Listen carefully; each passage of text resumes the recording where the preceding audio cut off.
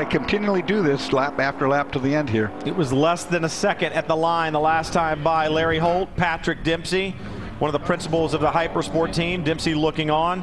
And you got to be impressed with Patrick. We talked about the Rolex series real briefly. His driving ability gets better and better each time that he does it, and he really would like to say at some point in his driving career that he's as good as a Paul Newman was. Or he's a lot younger than Paul Newman was when he started, I can tell you that much. Yeah, doing a great job learning his Mazda. I mean, he's getting as much lap time as he can, but of course with his acting real job, he's got to do that as a priority, and so seat time is a real hard thing to come by. Well, it's Mustangs 1, 2, and 3. Well, I'm thinking he's going to stay right behind him here to the checkered flag. Scott Maxwell, hand in the air, makes it to the checkered flag. Will he make it back around to victory lane? We'll find out. Congratulations for Joe Foster. You see Patrick Dempsey, the hug, the congratulations. And a great job by the Hypersport team today. It was all about conservation. Save the tires, save the fuel, and save the driver under very difficult conditions here at Barber Motorsports Park. The heat of the summer in Alabama. We'll be back to the cool Champagne. Back at Barber Motorsports Park, and for the first time since 2006, we go caution-free in a Grand Sport event, and the crowd loved it. And I'm sure the other guys that love not seeing a caution were our victors today. Let's head down with Chris Neville.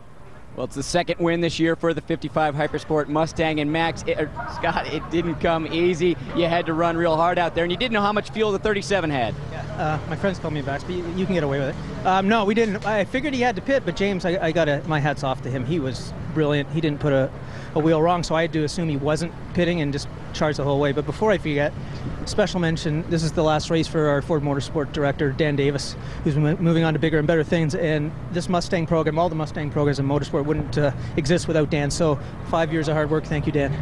Joe, you guys have run well all season long, but you did have that bad finish at Lime Rock. You guys going to be able to fight back in this championship with 5 to go?